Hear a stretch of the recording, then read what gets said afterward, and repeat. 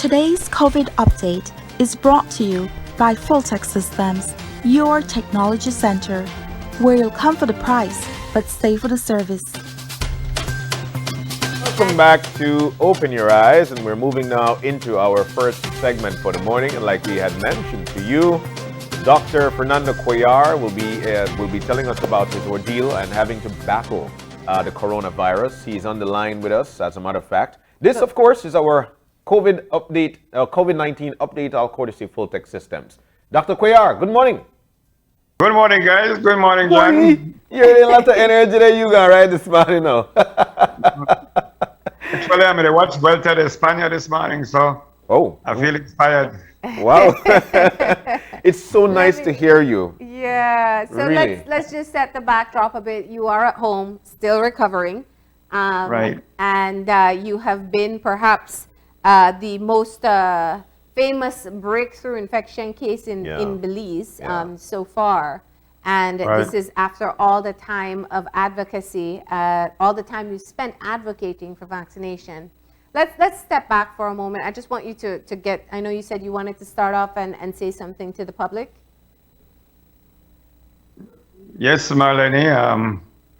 First of all, I'd like to publicly thank everybody for their support. It was really impressive, overwhelming, the amount of well wishes and prayers, and everybody was concerned about my health. Yeah. Thankfully, I managed to recover. Yeah. I'm just getting stronger now. I'm still at home. I'll be here at home for the rest of the week, and we'll hopefully reintegrate back to work next week, Monday. Wow. Now, one of the key things is that you have to wait until you test negative, right? Right. So Right. explain that to us. Well, my scheduled testing will be this weekend. It will be on Saturday. I have a series of tests still to do. The PCR I'll be doing, and I'll be doing a CAT scan of my lungs, make sure that the scarring is minimum.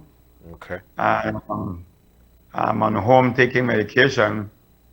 Already since yesterday, I've been out and about in the yard and moving around. Wow. Feeling well, getting my energy up. Yeah. But definitely I will use this as more energy, more champion to advocate for the vaccine. Yeah. I am 150% sure that vaccine helped me a lot. As you know, maybe for the past 18 months, 20 months, I've been dealing with patients with COVID. I've had some close calls before, but this one time I can remember well, the human part of me got the better of me, and I had to come close to a patient, and I suspect that's where You contracted it. But it was worth it. It was worth it in terms of showing my human part to patients. Yeah. And trying to console patients with COVID. I'm not make no ghost for you. The vaccine works.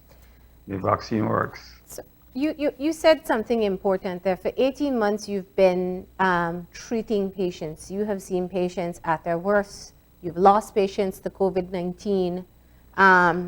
Tell us what it was like when you reached that point that you realized you needed to check your own self into the hospital to get that same type of care. Right. The encounter came when I wanted to console a patient who was given the bad news that they had severe COVID. He was crying, he was sobbing, he said he didn't want to die, and I just bent over and hugged him, and I tried to console him that everything should be all right. And that is definitely where the close contact came. Yeah. In the past, I had been intubating patients and have that direct contact. but this one time I can remember well that his tears was on my shoulder, and that's where I got it. And then after that, I realized that I started feeling unwell, feeling tired. Luckily, I didn't have much breathing problems, but clearly my energy level had gone altogether. And that is when I realized I had gotten ill. And in 2, 3 days, I could hardly stand on my own and go to the bathroom on my own. Actually, I fell in the bathroom. Wow. And that is when I realized it was time to go and check myself in. Yeah. And thanks to my good colleagues, Dr. Musa Arriaga, and they came to my assistance right away. Yeah. And we started working on getting better. How, I spent a week in the hospital. And you had asked earlier about the nurses. I'm sure that they got their pound of flesh back from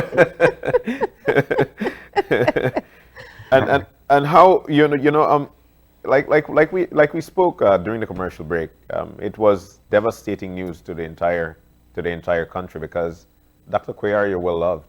You're a very well loved person. Everybody listens when you talk because when you say that is the way it is. So we know you had mentioned as well that you're a diabetic, and knowing that you're a diabetic, what was your thought knowing that you're a diabetic, and then you've received word now that you are actually positive for COVID-19? You fell in the bathroom like you mentioned. What was your mindset at that time? How did you feel? Well, I felt like a patient, John. It's amazing that we physicians unfortunately have to feel things to really experience what our patients go through. Yeah. It's an eye opener. In a way, I'm very grateful for having lived through it because I can even relate to what patients are feeling better. And I just had to make sure that I was taking my medication and taking care of myself, hydrating, lots of home remedy. I thank Belize. I mean, I have had about 15 or 20 different home remedies, all of them helpful. And I will definitely use this experience with more resolve, with more care, with more love to help people, so that they can get over this COVID. And the big message I want to say is, it's everybody individual responsibility to take care of themselves.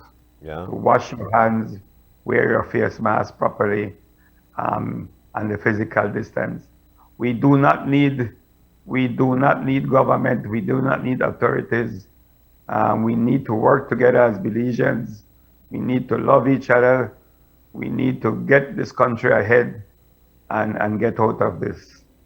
No amount of hospitals and beds and ventilators will help us, but our individual responsibility will help us get over it.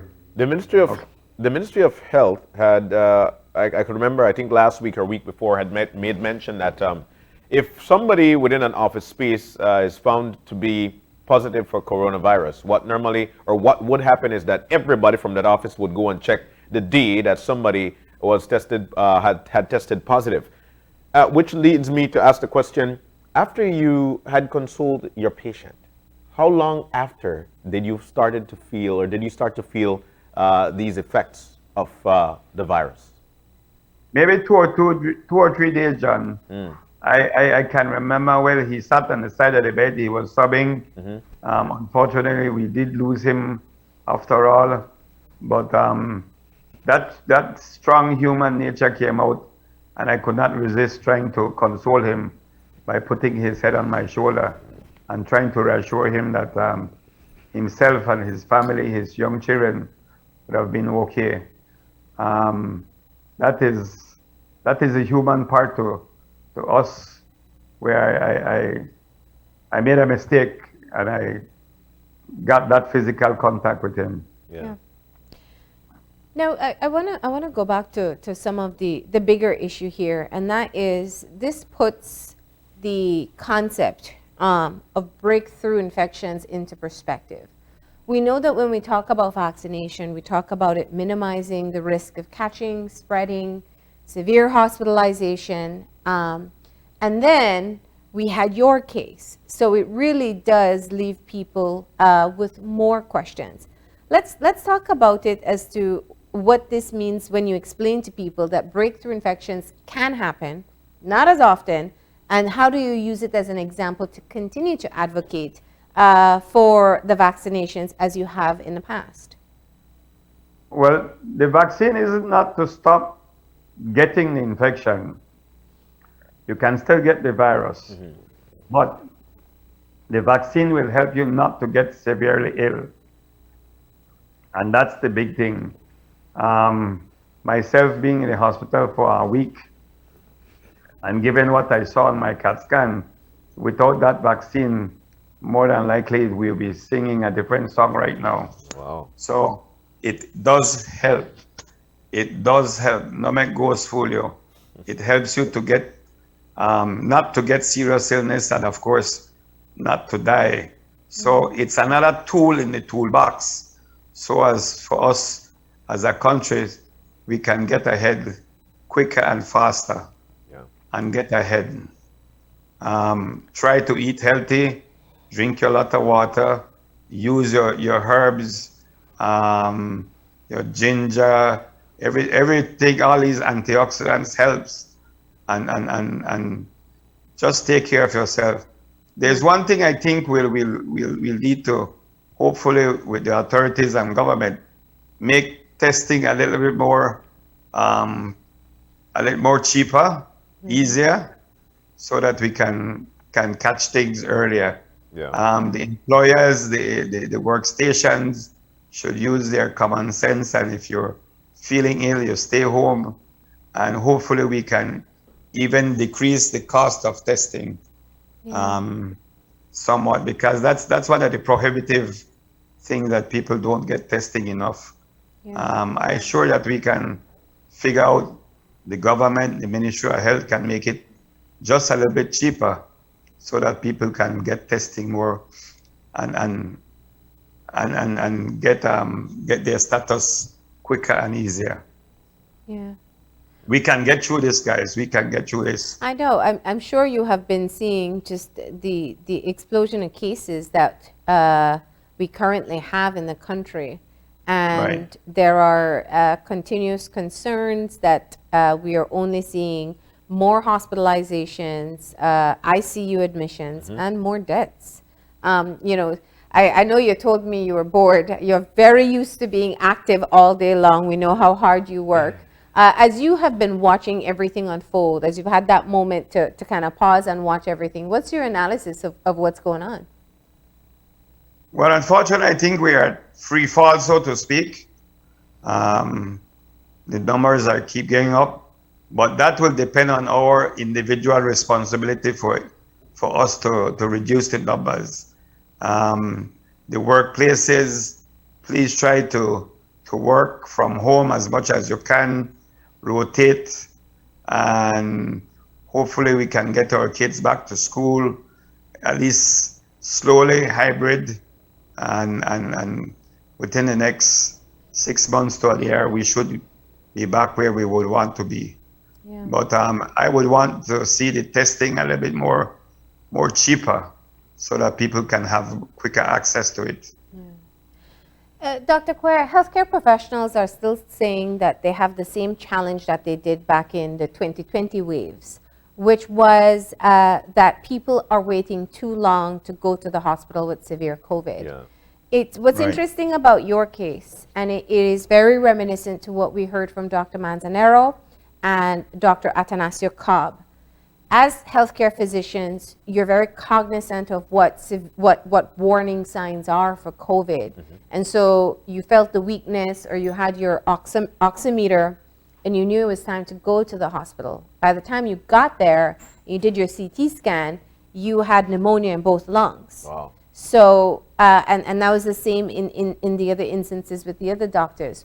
How do you advise people who have no medical background as to how, we have what, 1,000 people at home right now who are nursing COVID? How do they know when it's the right time to get to the hospital so they can have the prognosis as you did, 1 week in the hospital and get out, or hopefully no hospitalization? Right. I think you just have to know your body, Marlene. You just have to know what isn't correct. In my case, like I said, I didn't have any shortness of breath. I just had this severe weakness, and I knew something was wrong. Yeah. Hydrate, drink water, get your coconut water, your home remedies, your Tylenol, and if you can get these little pulse oximeters for your finger. Again, that is something I hope we can make it more affordable to the general public. Yeah. So that we can have it at home and monitor it, and go early and work together. The workplaces need to work. If you feel sick, even if you think it's an allergy, you call, I'm going to get tested, and hopefully we can reduce the cost of testing, so that it's more affordable and people can get tested. Yeah. What's this experience been like?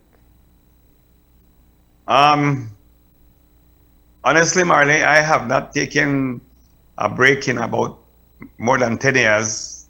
Wow. I haven't got a holiday or stopped working for at least 10 years now, at least a decade. Wow. It has been boring, so to speak. I've done thousands more reading. I am very much coming back with a resolved, with more energy. Like what Arnold says, I'll be back. And to help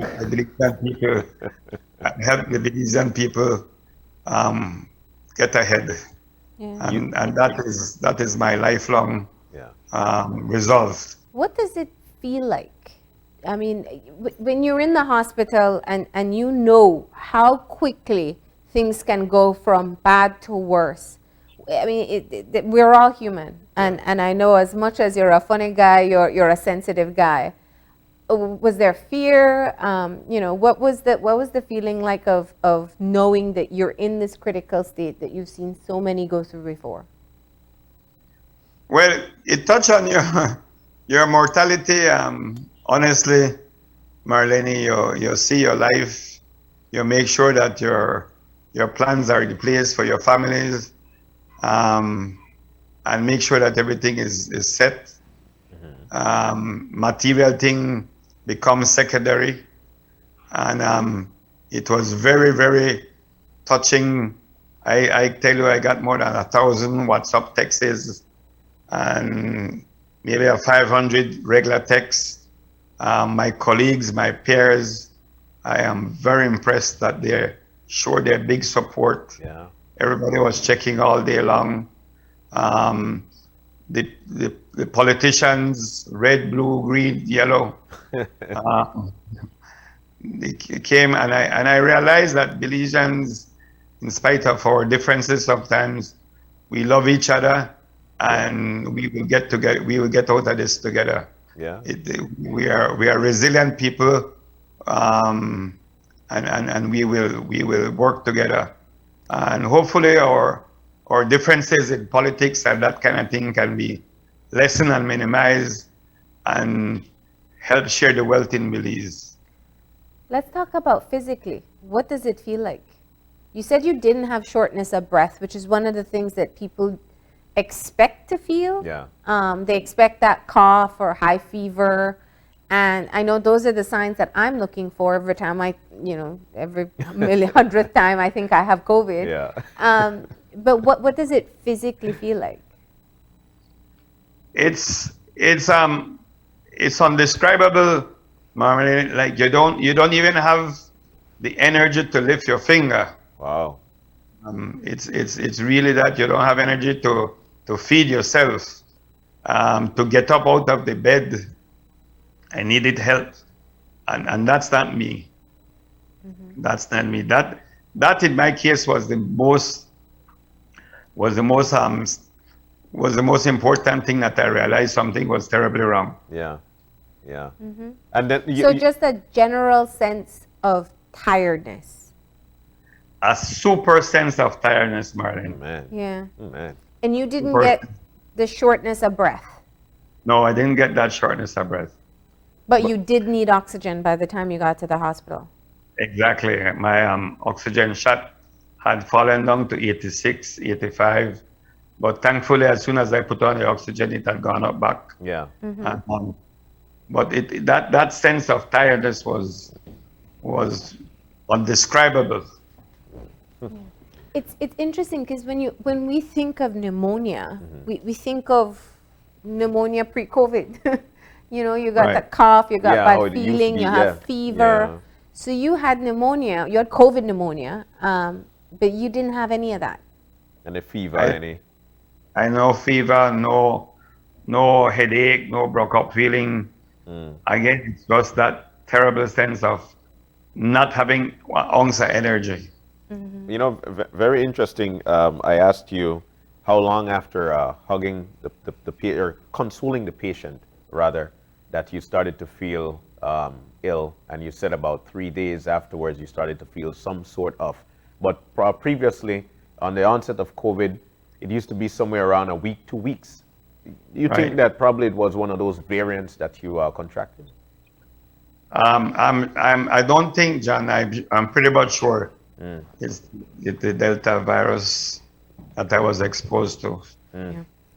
You did mention through the break as well that there is a possibility that you could go back to work on Monday. How? Yes. What is your mindset for that, and what do you think that you will take to work or do differently than you did previously? Well, I just be more cognizant. I will make sure that my hygienic needs are met. My office is sanitized and the doorknobs are clean, and everybody follow the protocols as closely as possible. The hospital has been more than sanitized, and if there's any good news, I've lost about maybe almost 20 pounds. So How? What? you should see my And that's without the riding? I told you, right? Yeah. And we know you love the bike. So I'll be look leaner and meaner. Uh-oh. Wow. Well. But you know, it takes a while to recover from COVID, and I think that's part of the descriptions that we've heard from survivors, that it's not just a flu, and when it's over, you're done. The residual effects are still there. What are some of the things you're still feeling today? Well, one of the things I want to mention there, Marlene, indeed, is that a lot of, and this is only when you experience sickness, and you know, us physicians, we sit on the other side of the table, but sickness is a lot has to do with mind over matter. Yeah. You have to push through. You have to have that positive attitude. Mental health for this past week was bored up to the max, but you have to push through. You have to push through. You have to say you'll overcome this, and the mind is a tremendous thing to help you get better. So even though you feel a little bad, you say, no, I'll push through this. Take your time, be sensible, but don't give up. Yeah. Don't be a wuss. No, We are- don't be a wuss. Is that what you He said? just said was. He just said it. Did you have other people hospitalized along with you? Sorry? Did you have other people hospitalized along Yes, with you? yes. Yeah. But I want to tell Belize, you have to just push through a little bit. Yeah. Just go the little extra mile, Yeah. and you'll do good. Did you, I mean, I know I was checking on you quite often, and you kept on telling me it's good, it's good, it's good, it's good. Did you get a sense from your physicians, and I do want to talk about kind of just the camaraderie of doctors that came together to take care of you. They forget all private institutions or public boundaries to ensure that you were okay. What was their sentiment throughout this? Because you are facing the same as they are in the number of patients that they potentially come in contact with. Yeah. Well, I must give a lot of gratitude to Dr. Musa, Hidalgo, Arriaga. Those were my three main physicians. They came 2-3 times a day to check on me. The Belize Medical and Dental Association showed a very tremendous outpour of love to me, checking on me every day. I'm very, very happy about my connection with my peers. As you had mentioned, the nurses use it to get back at me, but we'll get even one of these days. So, but the whole institution that I work came out strongly. The people, the taxi man, the attendants, the technicians, everybody was quite on top of things. And again, I want to say to the Belizean public, I am so thankful and grateful for your support, and you in the media, of course. What was your lowest point? The lowest point was the day I was admitted, I suspect, when I realized that I had a bilateral pneumonia. But immediately medication was started, and within 24, 48 hours, I had seen some improvement already. Okay. So, but we ordinary Belizeans, we need to take care of ourselves. We do not need the governments and authorities to help us do the common sense thing. Yeah. Dr. Cuellar, this is the challenge in this is that it does put a dent in some of the efforts you were doing before you got sick, where people say, well, see, you get vaccinated and you still get sick, COVID, yeah. and you still get hospitalized. What do you say to those people? Well, I got some, like, for example, last night, my good friend, Mr. Mencias, wrote me something and said, hospitals are built not to stop road traffic accidents. It's driving safely. So that's the take-home message, no? I will even be a father champion of vaccination. Yeah. And I will tell you that vaccine technology will just continue improving. So within a year, maybe 2, we'll have even better vaccines to even stop transmission. We're hoping, no? Yeah. And not just stop serious illnesses. Science has brought us to this level, and it will continue to take us ahead. Yeah. After having treated so many patients for COVID, what perspective has changed now that you've lived the experience yourself? That's a good question, Marlene. It's you have to live it to feel it. You have to live it. You have to the IV and the tape getting on your skin and your hair and it peeling off. Those are small things, but it's something to reckon with, no? Yeah. And it's in a way it's good to walk the shoes of the patient so that you can feel it and you can have more that human part to medicine. And the isolation is difficult? Very difficult. Super difficult. Well, they say he who feels it knows it. And you actually have the has in your hand to tell me that white.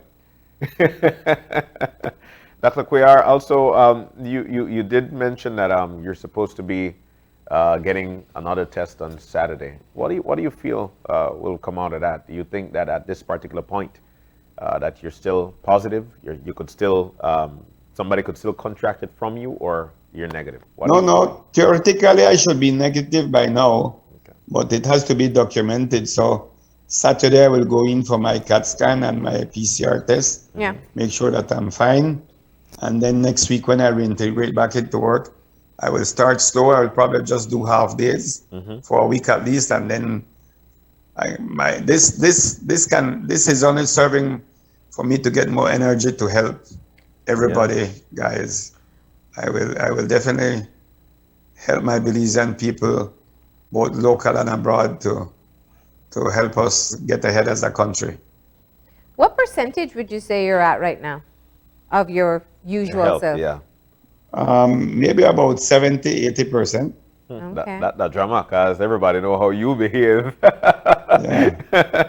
Well, we do want to do one more thing. You know, you're so loved in Belize, but we have people who are just outpouring their love right now. Yeah. And so we want to share some of those messages with you.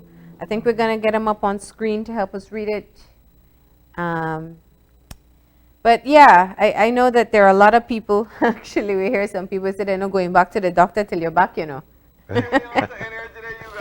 All right, so we have people saying, thank God you're okay, and that they still continue to spread prayers your way. Yeah. Emiliana says, Doc, so happy you're feeling much better to hear your words of wisdom. Hope you share your homemade drinks in a nice book. There are a lot of comments. There are a lot of comments. Somebody said, there's a place for everything, Marlene. There's a place for conventional medicine. There's a place for herbs. And it's all science. Even the herbs have antioxidants. Yeah. It helps. It's just a balance, no? But you did get medicine. You were on dexamethasone and some of the other medications, right? Right. I'm still receiving steroids. I'm still receiving antibiotics. Okay. I'm still receiving blood thinner. Wow. And that will probably continue for a couple more weeks. Yeah. Is there concern that you'll still have scarring on your lungs after this experience? Yes, there's a little bit of concern. That's why this weekend will help us figure out how much scarring has left. But mind over matter, Marlene. Mind over matter. That's right.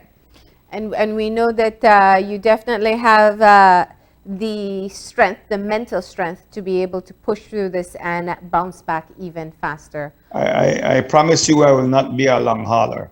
We as long as you're honest with us about how you're feeling so that we can learn through your experience. That's the key thing here. All right. Well, we thank you so much for sharing your experience with us. And anything else that you'd like to say as we close off for this morning? Vaccination, Marlene, it helps. Okay.